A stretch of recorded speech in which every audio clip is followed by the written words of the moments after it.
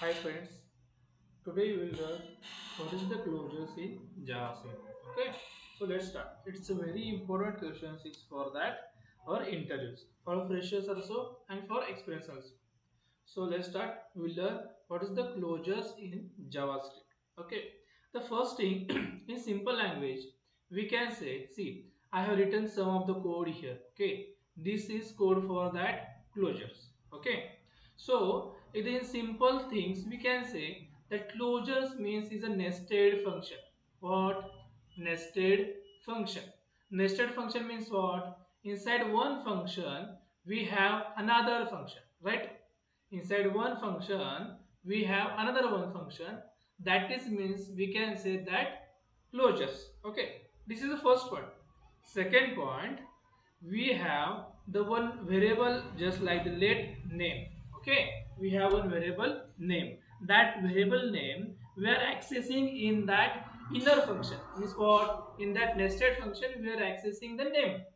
Okay, we can access the out of the function variables inside the inner function. Okay, but if I will write the sum of the names, some of the variables in inner function, we cannot able to access. Okay, that is the first, third and second, third and fourth point.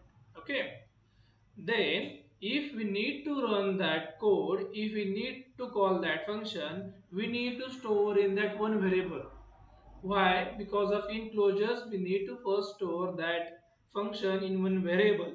See, I have written here const grid is equal to outer. Outer I, it's a function. So this function it's come into this variable. So this variable means what? This variable is one function. So we are calling here. Let's say we will try in that code.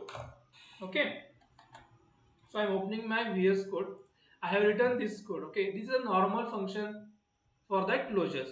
This one same is the parent, this is child, this is a nested function. We need to return that inner function in that below. Okay, if we are writing the inner function, we need to return in that below.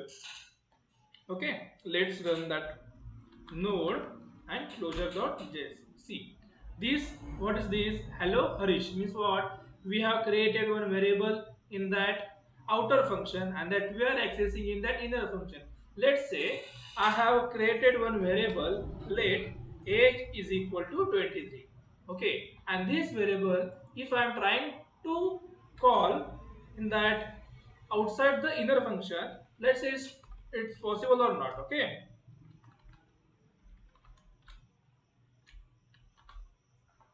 see, it's not possible. Why? Because we cannot call that inner functions variable inside the outer function. Okay, that is means that closures. Then next thing, line number 13. What we have done it? We have store that outer function, whole function in that one variable.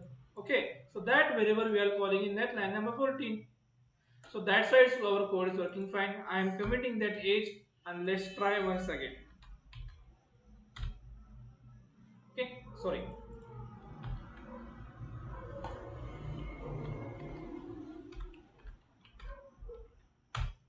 Done.